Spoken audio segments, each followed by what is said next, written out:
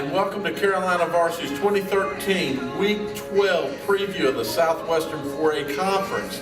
I'm Dale Ross. And I'm the pit man, Matt Morrow. And we're contending with every band and every major song there is, so bear with us, we apologize.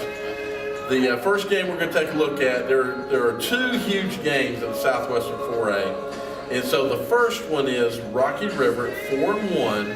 8-2 overall, going over to play Porter Ridge, 4-1, 7-3. Two teams did not play last year. Last week, Rocky River dropped a close one to Independence, 21-14. Was at that ball game, great ball game.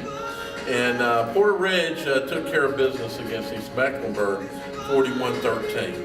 You know, the things I can say is Rocky River fans, you want to go to this ball game, not just because your team may win and potentially get the number one seed. This is a fantastic place, a venue for a football game. And in my opinion, it's one of the best there is in the state. It's a fantastic place to go. It's like going to a college game. I really enjoy the environment at Porter Ridge, so you should go for those reasons. You know, here this is just going to be you know, when we look at it, we see it could potentially be a tough ball game or a tight ball game. But then I look back 2 weeks ago and I see that Butler, you know, manhandled Porter Ridge, and it really makes you wonder, what can Rocky River do, especially with the coaching staff at Rocky River and the defensive staff. I don't think Porter Ridge has the athletes that Independence has to throw at Rocky River like you know, Independence was able to do. Those two teams are on different levels as far as athletes. Obviously, Porter Ridge is very well coached. They were able to hang around in a ball game with Independence, flags or not.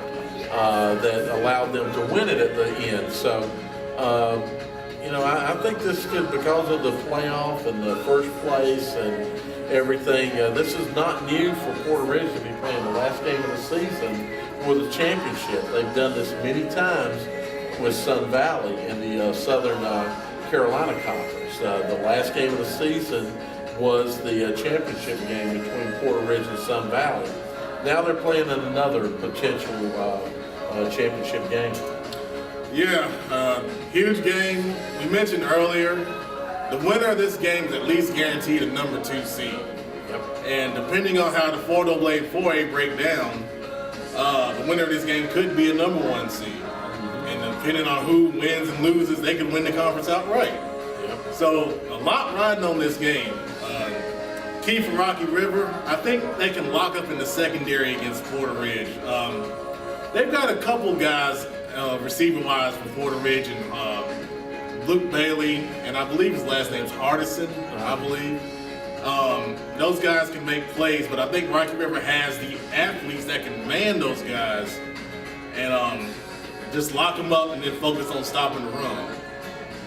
In terms of stopping the run for Porter Ridge, they cannot allow them to turn the corner.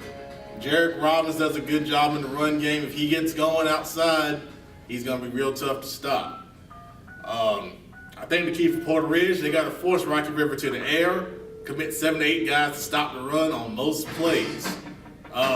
We know Rocky River has the ability to throw the ball. We've seen that, right? But they have 5 guys that can run the ball. 2 quarterbacks, 3 running backs, and they're all good at it.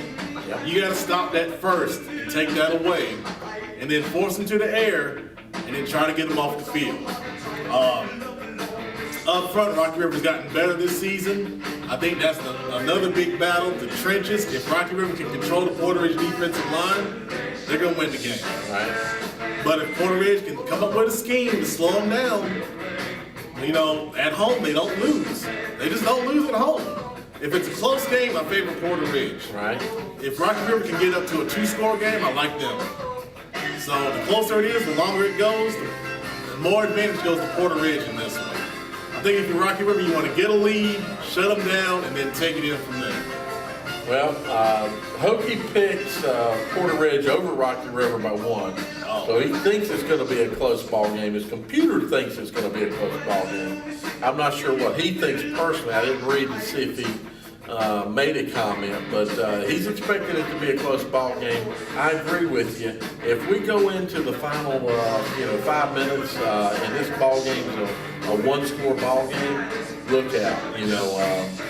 Porter Ridge is in the ball game, and this is when they will shine. That's what they showed against against Independence. So Rocky River can't let them hang around. Of course, Porter Ridge needs to do everything they can to hang around, and obviously they'd like to get out in front. But there you have it. Great ball game expected at the Boneyard.